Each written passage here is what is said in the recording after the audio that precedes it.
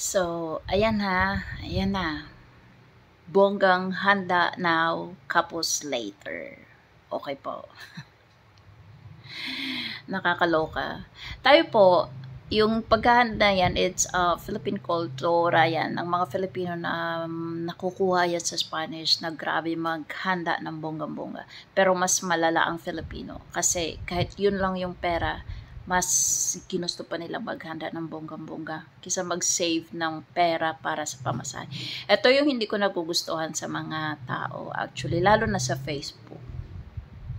Yeah, may right akong hindi ko nagugustuhan kasi kung kinapos na kayo, punta kayo sa, titignan nyo yung mga tao kung sino yung nagpo-post ng kung ano at yun yung hihiraman nyo ng pamasahe or allowance ng mga anak ninyo ng college o high school. Unang-una po, kung may anak po tayo ng college at high school, dapat mag-iipon tayo. Hindi nga ako nag-anak kasi sobrang nakakapagod gumastos. Okay. So, para manghiram po kayo ng pang-allowance nyo sa high school at college at titignan ko yung Facebook nyo, ang bongga ng handa nyo nung Pasko at New Year, hindi po maganda yun sa akin. Lalo na actually ako nung New Year, hindi ako naghanda. Kasi nung New Year, naka-duty ako. So, sobrang busy. Kita mo, mas ginusto ko pang magtrabaho, magnegosyo kaysa maghanda-handa. And actually, wala namang kakain sa amin kasi wala namang mga tao sa amin. So, walang kakain.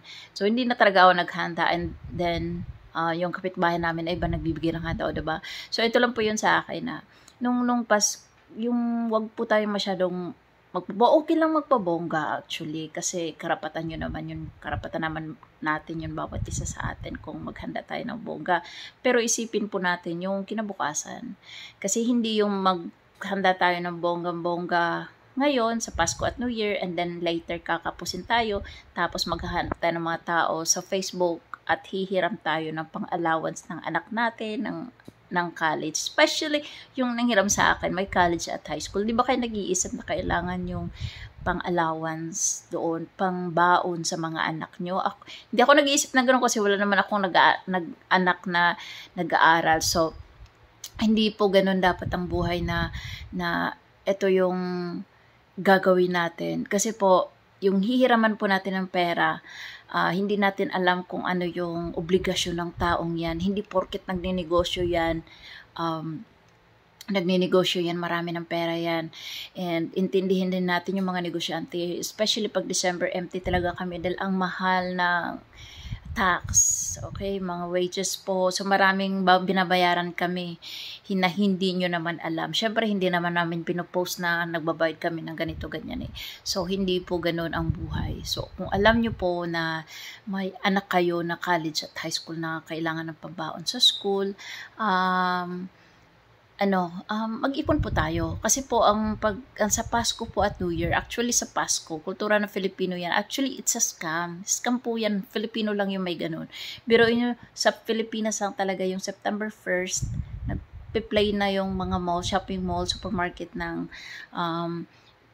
Christmas music. Kasi, paalala sa mga tao na punta na kayo doon shopping mall, mag-shopping na kayo, gagastos na kayo. Scam po yan. Okay? Na madaming nauuto sa mga ganun. Actually, yung mga mayayaman, di sila nauuto sa mga ganun. Kasi scam yan, para lang paggastuhin kayo. So, kung pwede naman pong paggagastusin kayo, kung meron din kayo mas more on money na para designated doon. Hindi yung gagawin nyo nga ngayon and then later manghihiram kayo sa Hindi po ganun reality na buhay. Kasi hindi po natin alam yung tao na yan na hihiraman nyo, marami ding obligasyon. Okay po? So, yun lang.